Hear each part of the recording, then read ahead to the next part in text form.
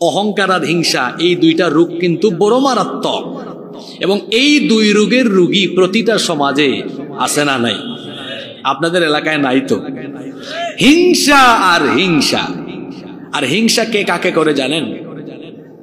আমার দিকে তাকান, আজকের আলোচনার ভেতরে কিছু চুম্বক লাইন পাবেন, এগুলা মনে রেখে যাবেন, কাজে লাগবে জীবন। হিংসা কে করে? সমপর্যায়ের লোকেরা সমপর্যায়ের লোকের সাথে হিংসা করে। বুঝতে পেরেছেন? সমপর্যায়ের লোকেরা সমপর্যায়ের লোককে হিংসা করে। হিংসা আপনাদের ভেতরে না, শুধু আমাদের মতো হুজুরদের ভিতরেও আছে। আর আপনারা জানলে অবাক হবেন, আপনাদের চাইতে হুজুরদের ভেতরের হিংসা মারাত্মক লেভেলের। এই হিংসা আছে বলেই তো 5 আগস্টের পরে এত বড় সুযোগ বাংলাদেশে যাচ্ছে, ফাঁকা মাঠ। শুধু আলেমরা ঐক্যবদ্ধ হলেই বাংলাদেশের মানুষ আলেমদেরকে দেখে বাংলাদেশের দায়িত্ব আলেমদের হাতে তুলে দিত। হিংসুকের দল একত্রিত হতে পারে না। কষ্ট পেয়েছেন আমার কথায়? এদের হিংসা আপনারা দেখেন না, তোলে তোলে এমন হিংসুক, কৌমি আলিয়ারে দেখতে পারেন, আলিয়া কৌমিকে দেখতে পারে না, চরমুনাই জামাতকে দেখতে পারে না, হেফাজত খেলাফতকে দেখতে পারে না। নিজেদের মধ্যেকার রেশারেশির কারণে এরা স্বাধীনতার পর থেকে এখন পর্যন্ত শুধু জালিমদের হাতের মার খাচ্ছে। আমি আজকে কুড়িগ্রামে পড়ে গেলাম, এদের হাড্ডি গুড্ডি ভাঙবে, এরা আরো মার খাবে, এরা আরো ফাঁসিতে ঝুলবে যদি এখনো এদের বিবেক বুদ্ধি জাগ্রত হয়ে এরা ঐক্যবদ্ধ হতে না পারে। সোজা কথা বলে দিয়ে গেলাম। আল্লামা সাঈদী, তাকে যখন গ্রেফতার করা হলো, চুপচাপ, কেউ কোনো কথা বলে না। কয় অসুবিধা কি? এটা আমাদের মাসলাকের না, আমাদের দলের না। তখন কোনো বিবৃতি নাই গো। আর তাকে যখন জেলখানায় চিকিৎসার নামে হত্যা করা হলো, তখন দেখা যায় বিবৃতি দেওয়ায় কেউ আর পিছিয়ে নাই। কৌমিও দেয়, হেফাজতও দেয়, খেলাফতও দেয়, আলিয়াও দেয়, সুন্নিও দেয়। ঠিক আছে না? ওরে বাপ রে বাপ, এই বিবৃতিগুলো কোথায় ছিল 2009 সালে? হ্যাঁ, আমাদের বাংলাদেশের বাঙালিদের স্বভাব হলো জীবিত থাকতে মানুষকে কদর করে না, মরার পরে কদর করে।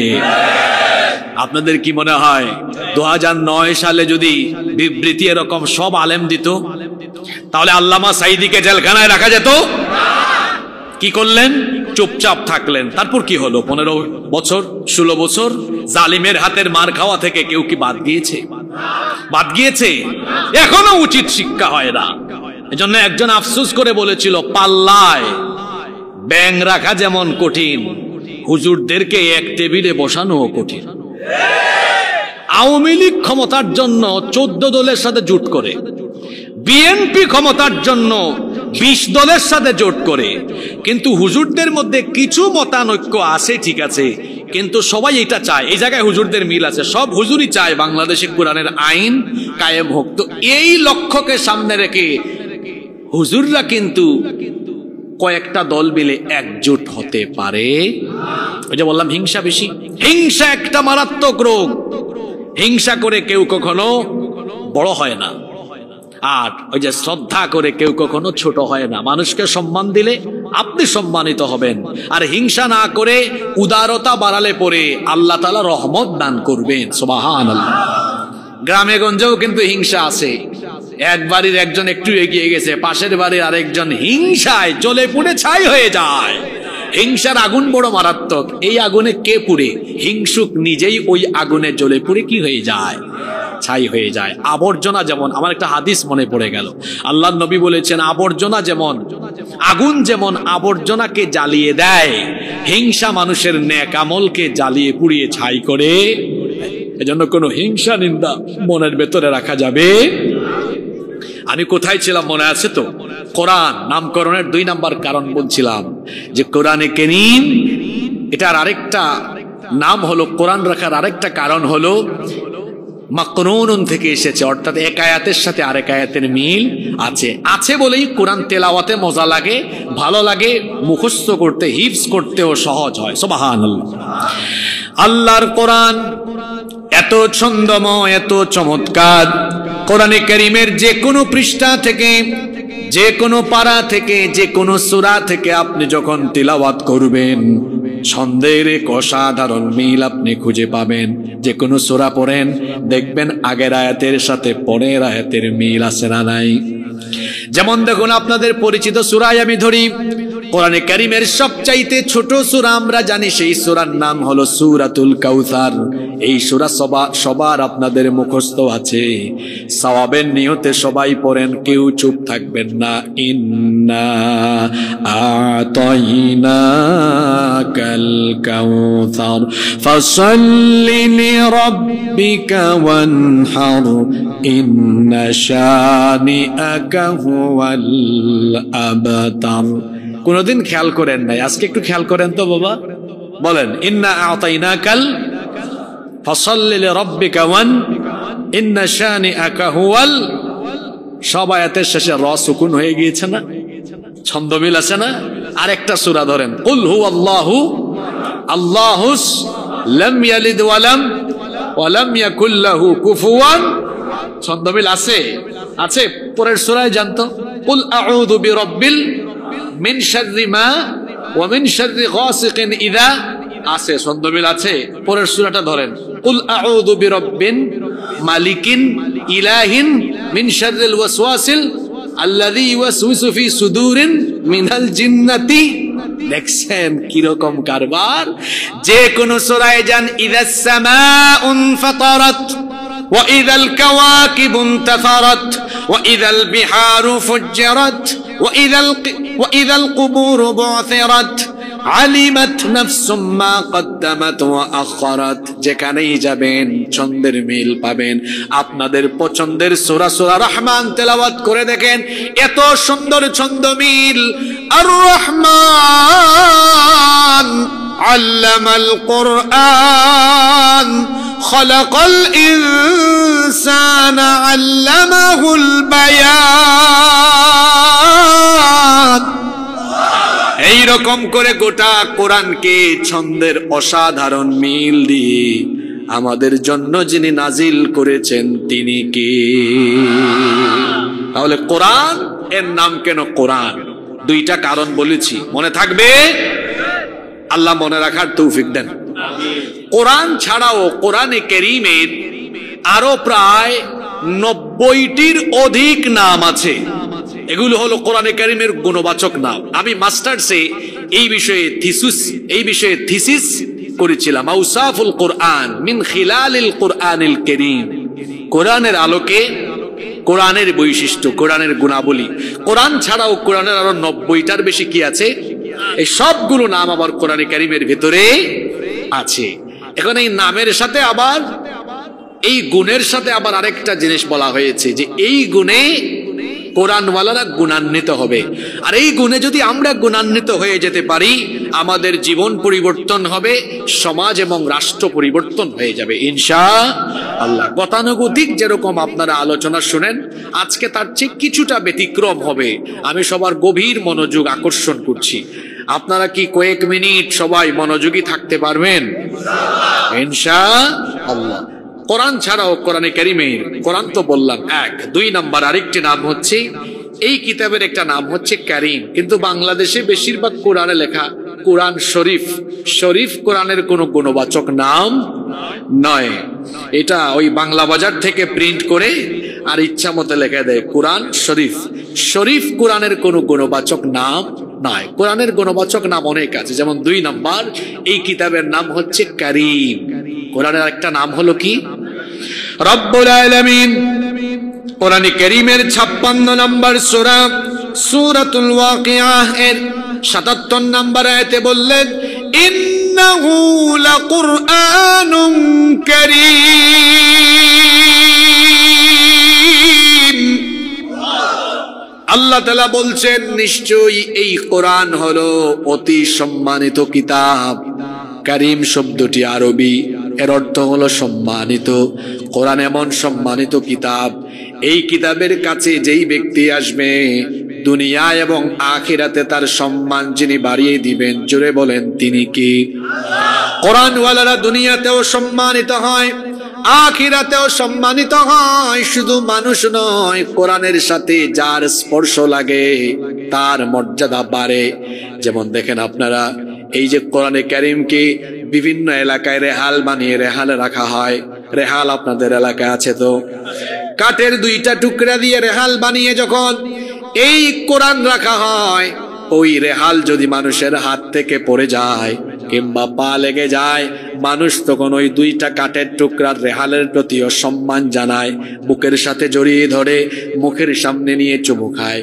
এটা কাঠের সম্মান নয়, বরং কাঠের উপরে কোরআন রাখার কারণে কাঠের সম্মানও বেড়ে গিয়েছে, ঠিক কিনা? আবার দেখবেন এই যে আমরা জামা কাপড় গায়ে দিয়ে আসলাম, বাসা বাড়িতে কত কাপড় আছে, কিন্তু 100 টাকা 150 টাকা গজের কাপড়, খুব অল্প মূল্যের কাপড় দিয়ে যখন কোরআনে কারীমকে পেঁচানো হয়, কোন এলাকায় সেটাকে জিলবাব বলা হয়, গিলাফ বলা হয়, বস্তনি বলা হয়। আপনারা কি বলেন? গিলাফ যখন বাঁধা হয়, এই ছোট্ট কাপড়ের টুকরা যদি মানুষের হাত থেকে পড়ে যায় অথবা পায়ে লেগে যায়, মুখের সামনে নিয়ে চুমু খায় কিংবা সালাম করতে থাকে, আমার বাবারা, আমার ভাইয়েরা, যদি দুইটা কাঠের টুকরা আর ছোট্ট কাপড়ের টুকরার মর্যাদা কোরআনের সাথে থাকার কারণে বেড়ে যায়, আমার আপনার মতো মানুষ যদি কোরআনের সাথে লেগে থাকতে পারি, আমাদেরকেও দুনিয়া আখিরাতে যিনি সম্মানিত করে দিবেন তিনি কি? ওই যে দেখেন, ওই মাস্টার বছরে 12 মাস আছে, কিন্তু 12টি মাসের মধ্যে সবচাইতে সম্মানিত মাসের নাম হলো রমজান মাস। কারণ হলো শাহরু রমাদানাল্লাযী উনজিলা ফীহিল কুরআন। কারণ এই রমজান মাসে কোরআন নাজিল করেছেন কে? 365টা রাত আছে, তার মধ্যে শ্রেষ্ঠ রাত হলো লাইলাতুল কদর। কারণ হলো ইন্না আনজালনাহু ফি লাইলাতিল কদর, নিশ্চয়ই এই কোরআনকে কদরের রাতে যিনি নাজিল করেছেন, বীর পুরুষের মতো জবাব দিয়ে বলেন তিনি কে? তারপরে আসেন তো দেখি ভাষার দিকে।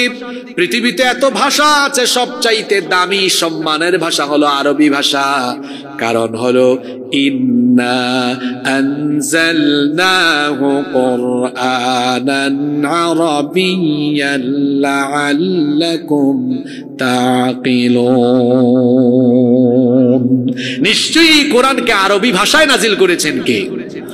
তাহলে বোঝা গেল কোরআনের সাথে যে জিনিসের সম্পর্ক তৈরি হয় ওই জিনিসের সম্মান বেড়ে যায়। এখন যদি আমি আপনি আমরা কোরআনের সাথে সম্পর্ক তৈরি করতে পারি, দুনিয়াতে এবং আখিরাতে আমাদেরকে সম্মানিত বানিয়ে দিবেন কে? আরো জোরে বলেন কে? নাসাঈর বর্ণনায়, ইবনে মাজার বর্ণনায় হাদিস এসেছে, আনাস ইবনে মালিক রাদিয়াল্লাহু আনহু, হাদিসের বর্ণনাকারী সাহাবী, তিনি বলছেন রাসূল করিম সাল্লাল্লাহু আলাইহি ওয়াসাল্লাম বলেছেন, ইন্না লিল্লাহি আহলিনা মিনান নাস, নিশ্চয়ই কিছু মানুষ এরা আল্লাহর পরিবারের অন্তর্ভুক্ত। কার পরিবার? আল্লাহর আবার পরিবার হয় কেমনে? আমরা তো জানি, লাম ইয়ালিদ ওয়া লাম ইউলাদ ওয়া লাম ইয়াকুল লাহু কুফুয়ান আহাদ। আল্লাহ তাআলাকে কেউ জন্ম দেয়নি, তিনিও কাউকে জন্ম দেননি, আল্লাহর কোনো পরিবার নাই। তাহলে এই হাদিসে বলা হলো ইন্না লিল্লাহি আহলিনা মিনান নাস, কিছু মানুষ আল্লাহর পরিবারের অন্তর্ভুক্ত। এই কথাটার মানে কি? মুহাদ্দিসিনে কেরাম এই হাদিসের ব্যাখ্যায় বলেছেন, এই হাদিসের ব্যাখ্যা হলো কিছু মানুষ হলো আল্লাহর একেবারে খাস বান্দা, আল্লাহর নৈকট্যশীল, আল্লাহর প্রিয় হলো তারা। এবার আল্লাহর প্রিয় কারা? সাহাবীরা বললেন, ওয়ামান হুম ইয়া রাসূলুল্লাহ, আমরা বলি সাল্লাল্লাহু আলাইহি ওয়াসাল্লাম। সাহাবায়ে কেরাম জিজ্ঞেস করলেন, ওগো আল্লাহর নবী, তারা কারা? আল্লাহর নবী বললেন, আহলুল কুরআনি হুম আহলুল্লাহি ওয়া খাসাতুহু, যারা কোরআনওয়ালা তারা হলো আল্লাহর পরিবার, অর্থাৎ আল্লাহর নৈকট্যশীল বান্দা। তো কোরআনের সাথে সম্পর্ক তৈরি করলে সম্মান আছে। সম্পর্ক কি আছে? কিভাবে আছে? 90% মুসলমান, এর মধ্যে 85% বিশুদ্ধ করে কোরআন এখনো পড়তেও পারে না। এটা হলো বাস্তবিক কথা। আবেগী মুসলমান, আবেগ আবেগ আবেগ আবেগী মুসলমান। মানুষের প্রতি কোরআনের যত হক আছে তার মধ্যে ঈমান আনার পরে প্রথম হকই হলো এটা পড়া। আল্লাহ তো প্রথম হুকুমে দিয়েছেন, ইকরা এটা পড়ো। আর পড়বেন কেমনে? আল্লাহ এটাও বলে দিয়েছেন সূরা মুজাম্মিলের 4 নম্বর আয়াতে কিভাবে পড়তে হবে। আল্লাহ বলেছেন ওয়ারাত্তিলিল কুরআনা তারতিলা, তারতিলের সাথে তাজবিদের নিয়ম কারণ প্রয়োগ করে এটা পড়তে হবে। কত মানুষের নামাজ রুকুদে সাজদাতে নামাজ আদায় করে, এদের নামাজ হয় না কেন? এদের তিলাওয়াত সহি না। নামাজের তিলাওয়াত সহি করে করা ফরজ, নইলে মাখরাজ সিফাত বা তাজবিদের অন্যান্য কায়দা কানুন ঠিক না থাকলে লাহনে জালি হবে। আর লাহনে জালি হয়ে গেলে তার নামাজ বাতিল হয়ে। রুব্বা কারিউল কুরআন ওয়াল কুরআনু ইয়ালআনুহুম, কোরআনের এমন বহু তেলাওয়াতকারী আছে, এরা যখন কোরআন তেলাওয়াত করে সওয়াব পায় না, বরং উল্টা কোরআন এদেরকে লানত দেয়। এরা কারা? যারা বিশুদ্ধ করে কোরআন পড়ে না, কোরআন এদেরকে কি দেয়? আস্তে বলবেন না, জোরে বলেন কি দেয়? তা আপনি কি লানত পেতে চান না সওয়াব পেতে চান? সওয়াব পেতে হলে বিশুদ্ধ করে কোরআন শেখার দরকার আছে না নাই? মানুষের উপরে আল্লাহর দয়া, আল্লাহর নেয়ামত কম না বেশি? কত বেশি, কত বেশি শুনেন। আল্লাহ নিজেই বলেছেন ওয়া ইন তাউদ্দু নি'মাতাল্লাহি লা তুহসুহা, বান্দা তুমি যদি আমার নেয়ামতের গণনা আরম্ভ করো, গুনতে গুনতে গুনতে গুনতে মালাকুল মউতের সাথে দেখা হয়ে যাবে। তারপরেও যদি তোমার পরে আরো মানুষ গুনতে থাকে, গুনতে গুনতে গুনতে গুনতে কিয়ামত হয়ে যাবে, আমার নেয়ামত গণনা করে শেষ করতে পারবা না। এত রহমত আল্লাহর, তিনি তো দয়াবান, তিনি দয়ার সাগর। আল্লাহ তাআলা তার দয়া দিয়ে তার এই যে নাম রহমান, দয়াবান, দয়ার সাগর, এই নামে একটা কোরআনে সূরাও দিয়েছেন। সেই সূরার নাম হলো সূরা রহমান। এই সূরার মধ্যে আল্লাহ তাআলা আয়াতের পর আয়াত ধারাবাহিকভাবে তার দয়ার কথা তুলে ধরেছেন। আর আল্লাহ তাআলা 1-2টা আয়াতের পরে বারবার প্রশ্ন করেছেন ফাবি আই আলাই রাব্বিকুমা তুকাযযিবান, তুমি আমার কোন নেয়ামতকে অস্বীকার করতে পারবে? আশ্চর্যের ব্যাপার হলো এই সূরায় আল্লাহ তার দয়ার বর্ণনা দিতে গিয়ে সর্বপ্রথম দয়ার কথা বলেছেন, সর্বপ্রথম দয়ার কথা বলেছেন আর রহমানু আল্লামাল কুরআনা খালাকাল ইনসানা আল্লামাহুল বায়ান। দয়াবান তিনি, কোরআন শিক্ষা দিয়েছেন যিনি। অন্যান্য দয়ার কথা আগে বলেন নাই, আগে বলেছেন কিসের কথা? কারণ কোরআনই হলো আল্লাহর সবচেয়ে বড় দয়া। কোরআন আল্লাহ না দিলে আমরা সঠিক পথ, জান্নাতের পথ চিনতাম না। আপনি কোথাও যাবেন, সেই জায়গাতে যাওয়ার রাস্তা যদি আপনি না চিনেন, ওখানে পৌঁছাতে পারবেন? পারবেন না। তো আমরা দুনিয়াতে এসেছি কোন পথে চললে আমরা আল্লাহর জান্নাতে যাব এটা আমরা জানি না। কোরআন নাজিল করে এই পথ যিনি চিনিয়ে দিয়েছেন, যদি বলেন তো তিনি কে? সেই কোরআন আজও পড়তে পারেন না আপনি। আহা, এটা বড় সত্য কথা। 90% মধ্যে 85% বিশুদ্ধ করে এখনো কোরআনই পড়তে পারে। বলছিলাম কোরআনে কারীম, এর তো একটা নাম হলো কারীম, সম্মানিত। এর কিতাবের সাথে থাকলে সম্মান বাড়িয়ে দিবেন কে? দেখেন আজকে যে ছাত্রদেরকে পাগড়ি দেওয়া হলো, তাদের পিতামাতা কতই না সম্মানিত, তাদের পিতামাতা কতই না সম্মানিত। আপনার সন্তানকে কোরআন শিক্ষা দিলে দুনিয়াতে সম্মান আছে, আখিরাতেও সম্মান আছে। দুনিয়াতে এই সন্তানের পিতামাতার কত সম্মান, একজন হাফেজের, একজন আলেমের বাবাকে মানুষ কত সম্মান করে। অনেকে আছে যারা সন্তানদেরকে কোরআন শেখায় না, দিন শিখায় না, দুনিয়াতে এরা অপমানিত হচ্ছে, আখিরাতেও হবে। এদের সন্তানগুলো চোর হচ্ছে, ডাকাত হচ্ছে, মাদকাসক্ত হচ্ছে, চরিত্রহীন হচ্ছে। তার পিতামাতা যখন রাস্তাঘাটে বের হয়, মানুষ বলে এই যে চোরের বাবা, এই যে ডাকাতের বাবা, এই যে সুদখোরের বাবা, ঘুষখোরের বাবা। আর আরেকজন তার ছেলেকে হাফেজ বানিয়েছে, আলেম বানিয়েছে, মানুষ বলে এই যে হাফেজ সাহেবের বাবা, আলেম সাহেবের বাবা। দুনিয়াতেই সম্মানটা চান না, আখিরাতেও সম্মান আছে। কেমন? যেই সন্তান কোরআনওয়ালা, যাকে তার পিতামাতা কোরআন শিখিয়েছে, কোরআনওয়ালা সন্তানদের পিতামাতাকে কিয়ামতের দিন ডাকা হবে। আল্লাহ তাআলা বলবেন উলবিসা ওয়ালিদাহু তাজান ইয়াউমাল কিয়ামা, এই কোরআনওয়ালা সন্তানদের পিতামাতার মাথার মধ্যে নূরের মুকুট পরিধান করিয়ে দাও। দুনিয়ায়ও আছে সম্মান, আখিরাতেও। আর সন্তানদেরকে দ্বীনের পথে না রাখলে, দ্বীনি শিক্ষা না দিলে দুনিয়ায় বেইজ্জত যেমন হবেন, আখিরাতেও বেইজ্জত হবেন। যেই সকল সন্তানদেরকে পিতা মাতা দ্বীনি শিক্ষা দেয়নি, কোরআন শিখায়নি, বিপদগামী এই সন্তানরা যখন জাহান্নামে যাবে, তখন এই সন্তানগুলো আল্লাহ তাআলাকে ফরিয়াদ করবে, আল্লাহ, মানুষের মধ্য থেকে, জিনদের মধ্য থেকে যারা আমাদেরকে পথভ্রষ্ট করেছিল তারা কোথায়? রব্বানা আরিনাল্লাযাইনি আদাল্লানা মিনাল জিন্নি ওয়াল ইনস, যারা আমাদেরকে গোমরা বানিয়েছে তারা কোথায়? আমার বাপ কোথায়? আমার মা কোথায়? সঠিক পথ দেখানোর জন্য কেন তারা আমাকে দ্বীনি শিক্ষা দেয় নাই, কোরআন শিক্ষা দেয় নাই? আজ আমার পিতা মাতাকে অপরাধী বানিয়ে আমার সামনে হাজির করো। আল্লাহ তখন বলবেন, যদি তোমার পিতা মাতাকে অপরাধী বানিয়ে তোমার সামনে আনি তাহলে তুমি কি করবে? এরা তখন বলবে, নাজআলহুমা তাহতা আকদামিনা লিয়াকুনা মিনাল আসফালিন, এদেরকে আমাদের সামনে দেন, আমি আমার বাপের বুকের উপরে, আমার মায়ের বুকের উপরে পাড়া দিয়ে আমার পিতা মাতাকে দলিত মথিত করে তারপরে জাহান্নামে যাব। নাউযুবিল্লাহি মিন যালিক। দুনিয়ায় অসম্মান, আখিরাতেও। আর যদি সন্তানদেরকে কোরআনওয়ালা বানাতে পারেন, দুনিয়ায়ও সম্মান আছে, আখিরাতেও সম্মান আছে। কোরআনে কারীমের আরেকটি নাম হচ্ছে মাজিদ। কোরআনের আরেকটি নাম কি?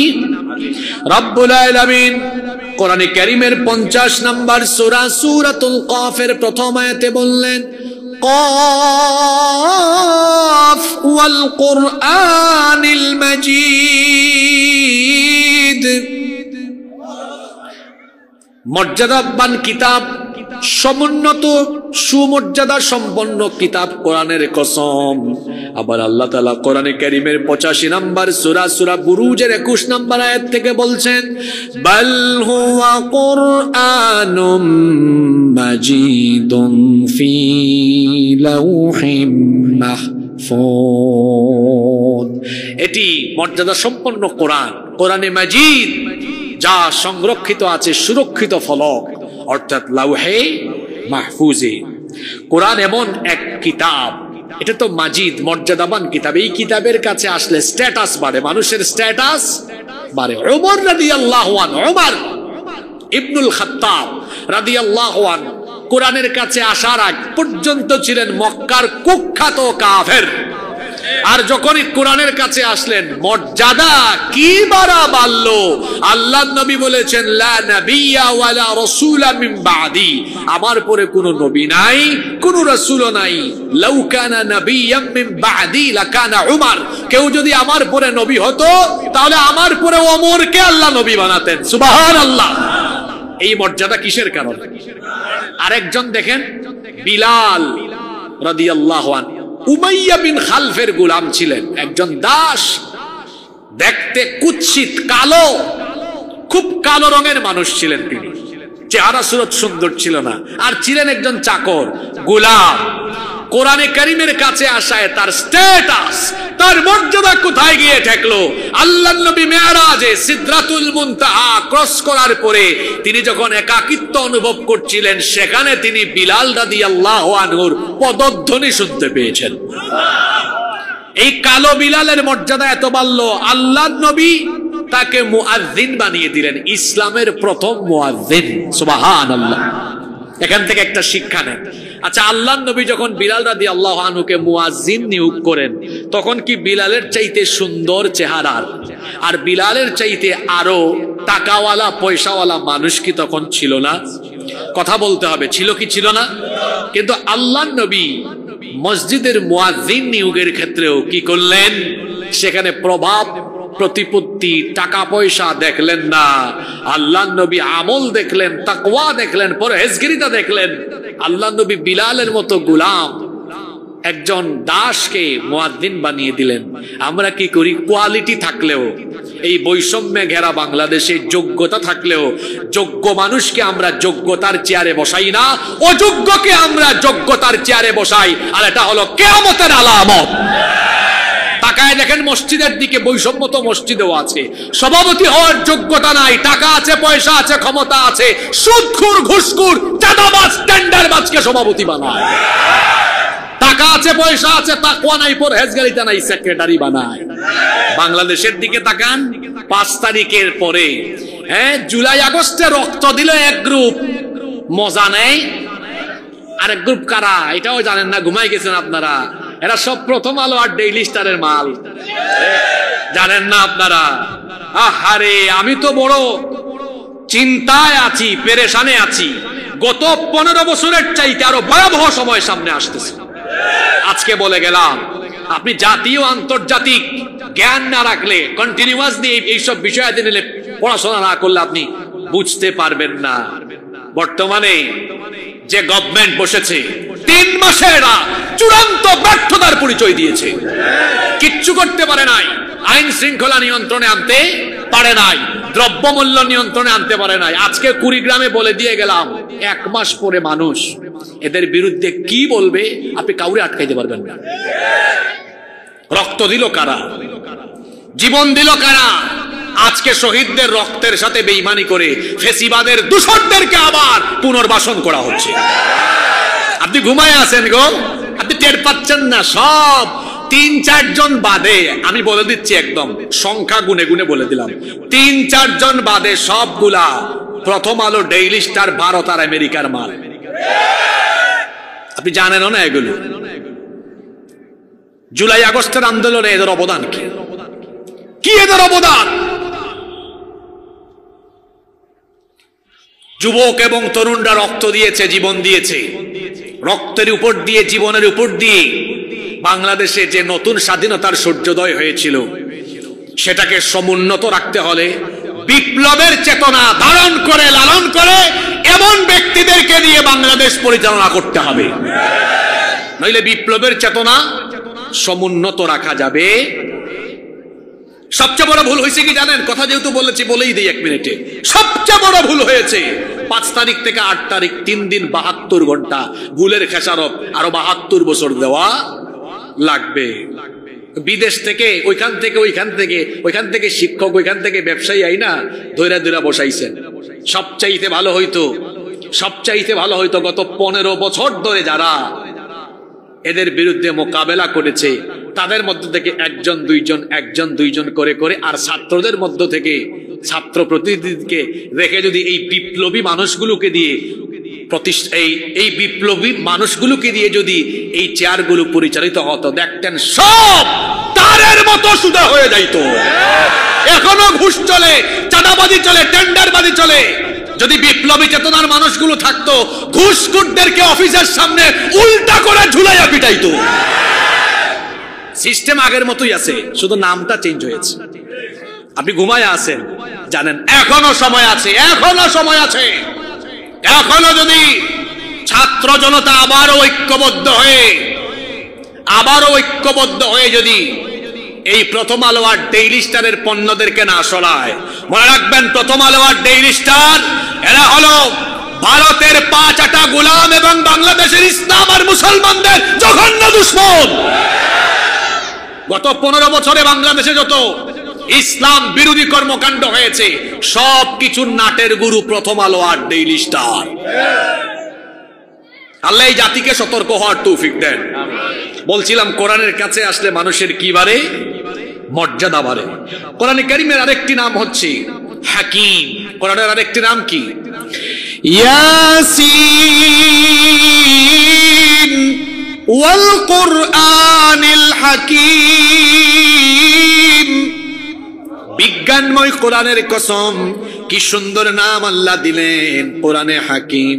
এই কিতাব হলো বিজ্ঞানময়। আশ্চর্য আজব মুসলমান, তারা এই কোরআনকে মরা মানুষের কিতাব বানিয়েছে।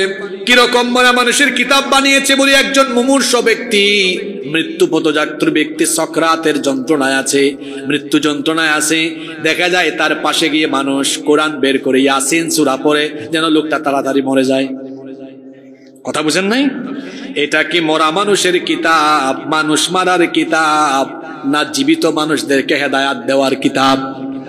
এটা হলো জীবিত মানুষকে হেদায়াত দেওয়ার কিতাব। আর জীবিতরা কোরআন পড়ছে না, মনে করছে এটা ঝাড়ফুকের কিতাব, এটা মোল্লাদের কিতাব, এটা তাবিজের কিতাব। কিন্তু এটা তাবিজের কিতাব নয়, ঝাড়ফুকের কিতাব নয়। আজকের বিজ্ঞানের যুগে বিজ্ঞানকে অবাক করে দিবে এমন এমন তথ্য কোরআনে কারিমের ভেতরে আছে না নাই? আমি তো নিজেই কোরআনিক সায়েন্স, আল কোরআন ওয়াল উলুমুল হাদিথা, কোরআন এবং আধুনিক বিজ্ঞানের ছাত্র। এই বিষয়ে তো পড়াশোনা করলাম। কোরআনে কারিমে ৬,০০০-এর মধ্যে ১৫০০-এর উপরে আয়াত শুধু বিজ্ঞানের বিভিন্ন শাখা প্রশাখার ব্যাপারে আছে। আল্লাহু আকবার। Cosmology, astronomy, biology, human embryology, geology, বিজ্ঞানের এমন কোন শাখা নেই যে ব্যাপারে কোরআন কারিমের তথ্য নেই। বিজ্ঞান আগে না কোরআন আগে? জোরে বলতে হবে, বিজ্ঞান আগে না কোরআন আগে? এই পৃথিবী দেখতে কেমন? পৃথিবী কেমন? আপনারা কোন জায়গায় পড়ে আছেন? গোলাকার এখনো বললেন? পৃথিবী গোলাকার নয়, পৃথিবী হলেন ডিম। পৃথিবী হলো ডিম্বাকৃতির। ডিম, ডিম কি একেবারে গোল না? ডিমের সাইজ যেমন পৃথিবীর সাইজও। কিন্তু বিজ্ঞান এটা ফিক্সড করে বলে নাই, কয়েক দফায় বলেছে। আগের যুগের বিজ্ঞানীরা, প্রথম যুগের বিজ্ঞানীরা বলেছেন পৃথিবী চ্যাপ্টা নইলে সমতল। তারপরে ফ্রান্সিস ড্রাক, তিনি জলপথে ভ্রমণ করে বলেছিলেন, এটা ১৫০০ শতাব্দীর কথা।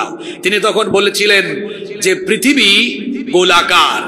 এরপরে স্যাটেলাইট আবিষ্কারের পরে আধুনিক বিজ্ঞান বলেছে পৃথিবী গোল। এই তথ্য ভুল। আমরা দেখেছি পৃথিবী হলো ডিম্বাকৃতি। তাহলে পৃথিবীর সাইজ বলতে গিয়ে, শেপ বলতে গিয়ে বিজ্ঞান মোট ৩ বারে বলেছে। কয়বারে? প্রথম বলেছে চ্যাপ্টা, এরপরে বলেছে গোল, এরপরে বলেছে ডিম্বাকৃতির। ফিক্সড কথা বলতে কয়বার বলেছে? জোরে বলেন কয়বার? বিজ্ঞান চেঞ্জ হয়, কোরআন কি চেঞ্জ হয়? কোরআন খুলে দেখেন, ১৫০০ বছর আগে রব্বুল আলামিন, ১৫০০ বছর আগে রব্বুল আলামিন কোরআনে কারিমের ৭৯ নম্বর সূরা, সূরা নাজিআতের ৩০ নম্বর আয়াতে বড় চমৎকার করে বলে দেন, ওয়াল আরদ বা'দা যালিকা দাহাহা। কামুস, আরবিক ডিকশনারি, অভিধান খুলে দেখেন, উট পাখির ডিমকে আরবিতে বলা হয় দাহা। দাহা, উট পাখির ডিমকে বলা হয় দাহা। আল্লাহ বলছেন ওয়াল আরদা বা'দা যালিকা দাহাহা, আর পৃথিবীকে, জমিনকে আমি উট পাখির ডিমের মতো ডিম্বাকৃতির করে বিস্তীর্ণ করেছি। সুবহানাল্লাহ। তো কোরআন আগে না বিজ্ঞান আগে? আমার নাম হাসিবুর রহমান, আপনার নাম আবুল কালাম। এটা বোঝার একটা সায়েন্টিফিক প্রক্রিয়া আছে। ছবি লাগবে না, ফিঙ্গার। ১৮০০ সালের আগ পর্যন্ত পৃথিবীর কেউ জানতো না যে ফিঙ্গারপ্রিন্টের মাধ্যমে ব্যক্তি শনাক্তকরণ করা যায়। পৃথিবীতে ৮০০ কোটি মানুষ বাস করে, একজনের সাথে আরেকজনের ফিঙ্গারপ্রিন্টের কোনো মিল। এয়ারপোর্টে যান, ইমিগ্রেশনে ফিঙ্গারপ্রিন্ট। সিম রেজিস্ট্রেশন করবেন, ফিঙ্গারপ্রিন্ট। মোবাইলেও এখন ফিঙ্গারপ্রিন্ট আছে না? আছে। ID card, fingerprint. কারণ আপনার সাথে আমারটার মিল নাই, আপনারটার সাথে কারোটার। ১৮০০ সাল, এখন ২০২৪। ১৮০০ সালের আগে কেউ এটা জানতোই? ইংল্যান্ডে সর্বপ্রথম এটা আবিষ্কার হয়েছে। ব্রিটিশ বিজ্ঞানী উইলিয়াম হার্টসাল মানব দেহের উপরে গবেষণা চালিয়ে এই তথ্যটি তিনি আবিষ্কার করেছিলেন। ১৮০০ শতাব্দীর আগে মানুষ জানতো না। অথচ ১৫০০ বছর আগে আল্লাহ ফিঙ্গারপ্রিন্টের আশ্চর্যজনক তথ্য কোরআনে কারিমে বলে দিয়েছেন। কোরআনে কারিমের ৭৫ নম্বর সূরা, সূরাতুল কিয়ামা এর ৩ এবং ৪ নম্বর আয়াত আপনি পড়ে দেখেন, আল্লাহ কত সুন্দর করে বলছেন, আয়াহসাবু আল্লান নাজমা'a ইযামা বালা কাদিরিনা আলা আন নুসাউইয়া বানানা। মৃত্যু পরবর্তী জীবনের ব্যাপারে যারা সন্দেহ করে, যারা মনে করে মানুষ পচে গেলে, গলে গেলে কিভাবে তাকে আবার সবকিছু একত্রিত করে জোড়া লাগিয়ে জীবিত করা হবে, আল্লাহ তাদের কথার জবাব দিয়ে বলছেন, তোমরা মারা যাওয়ার পরে তোমাদের শরীরের হাড্ডি গুড্ডি অস্থিপিণ্ড সবকিছুকে আমি জোড়া লাগাবোই তো লাগাবো, তার পাশাপাশি বালা কাদিরিনা আলা আন নুসাউইয়া বানানা, তোমাদের প্রত্যেকের হাতের এই আঙ্গুলের মাথার অর্থাৎ আঙ্গুলের ছাপ পর্যন্ত আমি আবার পুনর্বিন্যস্ত করে ছাড়বো। সুবহানাল্লাহ। ফিঙ্গারপ্রিন্টের তথ্যটাও কোরআনে আসে না নাই? আজকে তো সময় নাই, আরো কত তথ্য বলতাম। এভাবে বিজ্ঞান বিজ্ঞানীরা বিজ্ঞানের যে তথ্য মানুষকে কিছুদিন আগে দিয়েছেন, ১৫০০ বছর আগে এই তথ্যগুলো কোরআনে কারিমে দিয়েছেন কে? আশ্চর্যের ব্যাপার হলো মুসলমান তার সন্তানকে বিজ্ঞান শেখাবে আগে, কোরআন শিখাইলে শিখাবে না শিখালে নাই। অথচ বিজ্ঞান আগে না কোরআন আগে? তো বাচ্চাদেরকে শিখাবেন কি আগে? শিখাবেন তো। নাম্বার 5, কোরআনে কারিমের 5 নম্বর আরেকটা নাম হলো ফুরকান। কোরআনের আরেকটা নাম কি? রব্বুল আলামিন কোরআনে কারিমের 25 নম্বর সূরা সূরা ফুরকানের প্রথম আয়াতে বলছেন, তাবারাকাল্লাযী নাযালাল ফুরকানা আলা আবদিহি লিয়াকুনা লিল আলামিনা নাযীরা। বরকতময় সেই সত্তা যিনি তার বান্দার উপরে ফুরকান তথা সত্য মিথ্যার পার্থক্যকারী কিতাব নাজিল করেছেন, যাতে করে তামাম দুনিয়ার মানুষকে তিনি সতর্ক করে দিতে পারেন। প্রশ্ন হতে পারে কোরআনকে ফুরকান বলা হয় কেন? কারণ এই কোরআন হচ্ছে ফারিকু বাইনাল হাক্কি ওয়াল বাতিল, হক এবং বাতিলের মধ্যে কোরআন পার্থক্য করে দিয়েছে, এবং মুসলিম কাফিরের মধ্যে পার্থক্য করে দিয়েছে, মুমিন এবং মুনাফিকের মধ্যে পার্থক্য নিরূপণ করে দিয়েছে কোরআন। কোন ব্যক্তি মুমিন, কোন ব্যক্তি মুনাফিক, কোন ব্যক্তি ইমানদার, কোন ব্যক্তি বেঈমান, কোন ব্যক্তি জান্নাতের পথে, কোন ব্যক্তি জাহান্নামের পথে, এটা আইডেন্টিফাই কোরআনে যিনি করে দিয়েছেন তিনি কে?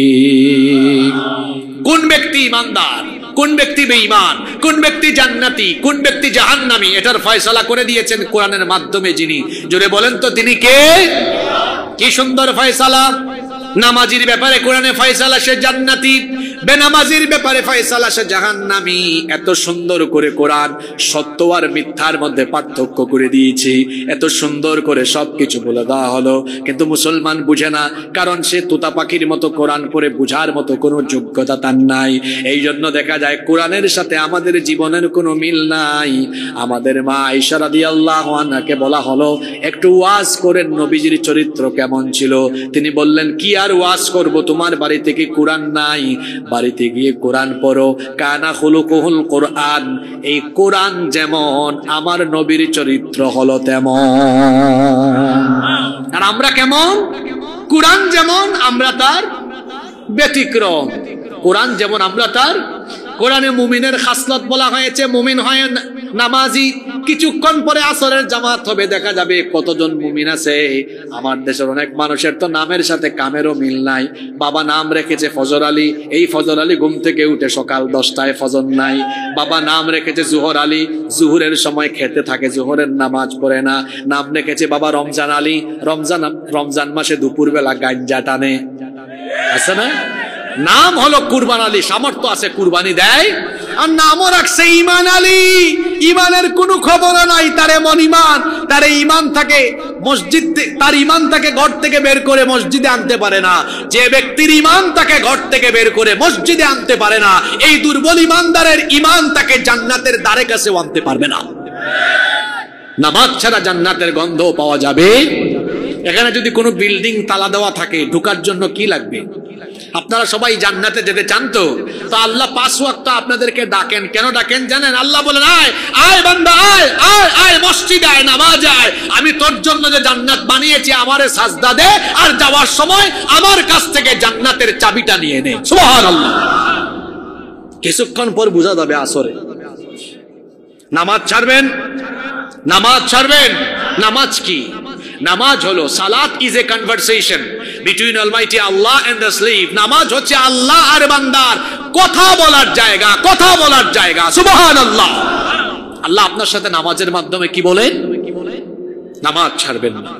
এই কোরআন হলো ফুরকান, সত্য কোনটা মিথ্যা কোনটা সব বলে দিয়েছে। কোনটা জান্নাতের পথ, কোনটা জাহান্নামের পথ, কোনটা মুমিনের স্বভাব, কোনটা মুনাফিকের স্বভাব আমরা জানি না, কিন্তু কোরআনে জানিয়ে দিয়েছেন কি? মুনাফিকের রোগ কিন্তু বড় মারাত্মক। যুগে যুগে ইসলামের ক্ষতি সবচেয়ে বেশি করেছে কাফের না মুনাফিক। কেউ যদি বলে, হুজুর আমি হিন্দু দেখবো, ভারতে যান, বৌদ্ধ দেখবো, মিয়ানমারে যান, চীনে যান, খ্রিস্টান দেখবো, আমেরিকায় যান, ইংল্যান্ডে যান, ইহুদি দেখবো, ইসরায়েলে যান। কেউ যদি কয় হুজুর আমি মুনাফিক দেখবো, কোন দেশে যাব? বাংলাদেশে যাওয়া লাগবে না গো ভাই। আপনার এই মুঘল ভাষায় কত মানুষ টুপি দাড়ি জুব্বা পাঞ্জাবি লাগায়া মুসলমানের লেবাস ধরে প্রতিনিয়ত মুনাফিকি করে যাচ্ছে। মুনাফিককে লেবাসে চেনা যায় না, তার খাসলত দিয়ে চিনতে হয়। অনেক স্বভাব আছে, সে মিথ্যা বলে, ওয়াদা ভঙ্গ করে। মুনাফিক কোরআনের পথে চলে না, দ্বিমুখী নীতি হয়, বলে একটা করে। তার নাম কি? জোরে বলেন, তার নাম কি? বলেছে আল্লাহ আমি তোমার উপর ঈমান আনলাম, আমি তোমার হুকুম মানবো, মুখ দিয়ে বলল, আজান হলো, মসজিদে যায় না, আল্লাহর হুকুম মানে না।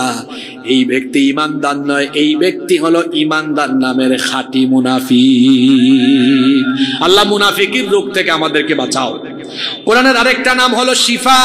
ওয়া নুনাজ্জিলু মিনাল কুরআনি মা হুয়া শিফা। সূরা বনী ইসরাইল 82 নম্বর আয়াত। আল্লাহ বলছেন এই কোরআন হলো তোমাদের জন্য শিফা। দেখেন না, কোরআনে কারীম থেকে সূরা বা আয়াত পড়ে ফু দিচ্ছে, দেখা যাচ্ছে ভালো হয়ে যাচ্ছে। সুবহানাল্লাহ।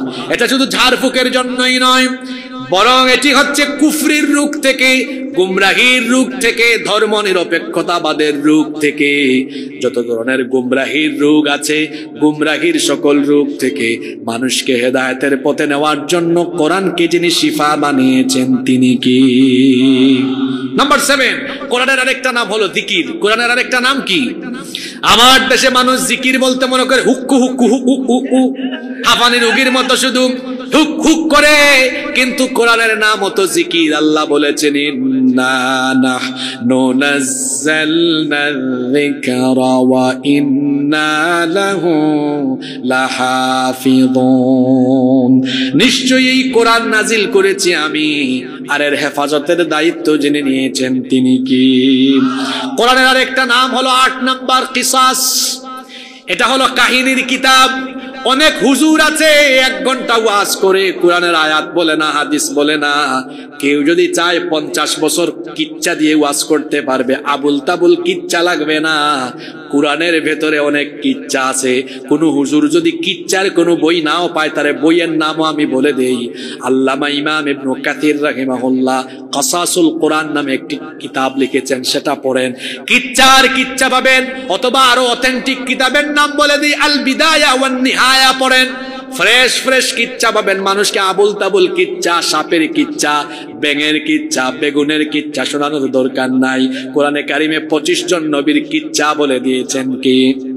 আসহাবে কাহাফের কাহিনী আছে, যুলকারনাইনের কাহিনী আছে, খিজির আলাইহিস সালামের কাহিনী আছে। আপনি সূরা কাহাফ খুলে দেখেন, 110 আয়াতের ভেতরে 3টা কাহিনী আছে। সূরা ইউসুফ পড়েন, পুরা সূরা কাহিনী। আপনি সূরা নূহ পড়েন, কত সূরা আছে। এই কোরআনের ভেতরে অসংখ্য কিচ্ছা আছে, অতীত যুগের কিচ্ছা আছে, হাজার বছর আগের কিচ্ছা আছে। আল্লাহ বলেছেন নাহনু নাকুসু আলাইকা আহসানাল কসাসি বিমা আওহাইনা ইলাইকা হাদাল কুরআন ওয়া ইন কুনতা মিন ক্বাবলিহি লামিনাল গাফিলিন। অবশ্যই আমরা আপনার কাছে সত্য কাহিনী সহকারে এই কোরআনের মাধ্যমে ওহী প্রেরণ করে সত্য কাহিনী জানিয়েছি।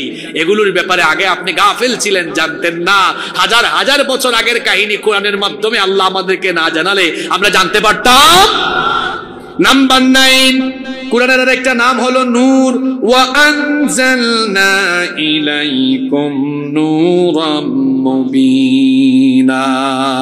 আর তোমাদের জন্য তিনি প্রকাশ্য নূর সম্বলিত করেছেন। এই কিতাবের কাছে আসলে হেদায়েতের আলো পাবে। এরপরে কোরআনে কারিমের 10 নম্বর আরেকটি নাম হচ্ছে হুদা। এই কোরআনের নাম হলো হুদা। হুদা মানে হচ্ছে হেদায়াত। আল্লাহ বলছেন যালিকাল কিতাবু লা রাইবা ফীহি হুদান লিল মুত্তাকিন। এটি এমন কিতাব যেই কিতাবের ভেতরে সন্দেহ নাই, এটি মুত্তাকিদের জন্য হেদায়াত।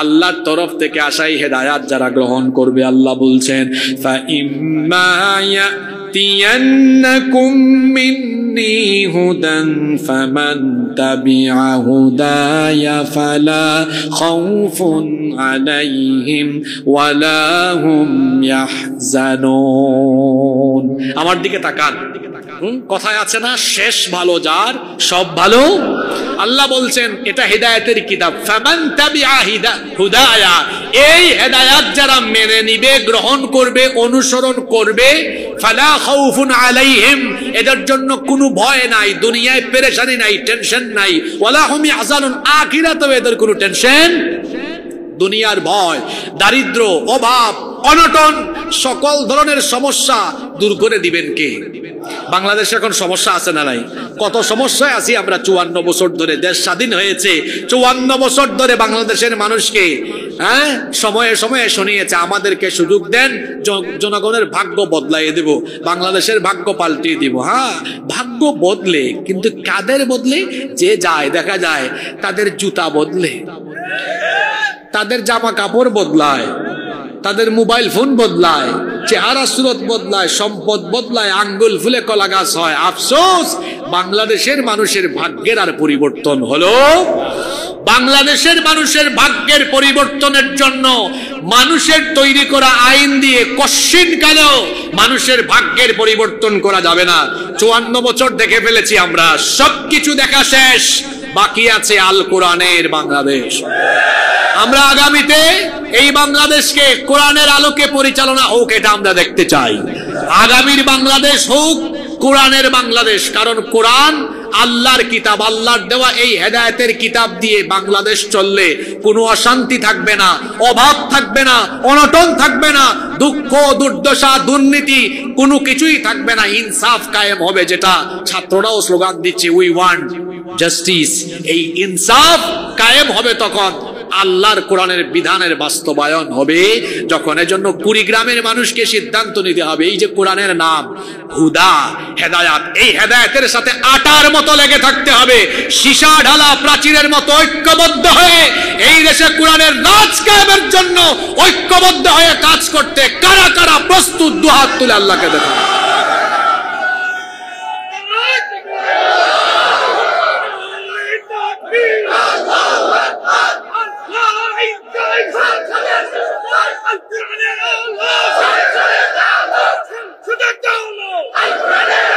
হাতগুলো নামান আল্লাহ সবার হাতগুলোকে কবুল করুক আমার এই ভাই সুন্দর একটা স্লোগান দিয়েছেন আল্লাহর আইন চাই সৎ লোকের বাংলাদেশে কোনো কিছুর অভাব নাই শুধু সৎ মানুষ ভালো মানুষের অভাব দেখেন না যে যখন দায়িত্ব পায় চোরের চোর ডাকাতের ডাকাত চুরি ডাকাতি করে একদম অবস্থা সিরিয়াস করে ফেলে হ্যাঁ 15 বছর তো কম চুরি হয় নাই আমি তো এটা চাপাবাজি করছি না আসেন তিনি বলেছিলেন আমার বাসার পিয়ন ছিল কত কোটি টাকার মালিক কি ছাড়া চলে না আপনার বাসার পিয়ন এরকম চোর কেন যদি পিয়ন এত বড় চোর হয় তাহলে তো ডানে বামে চতুর্দিকে যারা ছিল এরা টাটকা টাটকা চোর ছিল এজন্য কেউ থাকে নাই গো সবাই পালিয়ে গেছে আপনার বাড়িতে চোর ঢুকেছে আপনার বাড়িতে ডাকাত ঢুকেছে বাড়িওয়ালা টের পেয়ে গিয়েছে টের পেয়ে বলো চোর ডাকাত পাশের বাড়ি মানুষ শুনছে তারাও বললো চোর মসজিদের মুয়াজ্জিন সাহেব বললেন চোর চোর সবাই বের হন ধরেন ধরেন যখন সব দিকে চোরের বিরুদ্ধে আওয়াজ উঠে যাবে তখন কি চোর বলবে আসেন আসেন আমারে ধরেন এটা বলবে না সুযোগ বুঝে পালাবে সুযোগ বুঝে চোর যেমন ধরা খাইলে ধরা খাওয়ার সম্ভাবনা থাকলে চোর পালিয়ে যায় ঠিক তেমনি বাংলাদেশে উন্নয়নের নামে চুরি হয়েছে ডাকাতি হয়েছে দেশের সব মানুষ টের পায় নাই যখন ধীরে ধীরে ধীরে ধীরে ধীরে সবাই টের পেয়ে চোরের বিরুদ্ধে আওয়াজ তুলেছে সব চোরেরা জামাতের সাথে পালিয়ে গিয়েছে ভালো মানুষ পালায় না চোর পালায় ডাকাত পালায় পালায়ও শান্তি নাই ওখান থেকে আবার নাশকতার চেষ্টা করে মাঝে মাঝে আবার শুনি চট করে ঢুকে যাবে আসুক না অসুবিধা কি মানুষও জট করে ধরবে বহু হিসাব বাকি আছে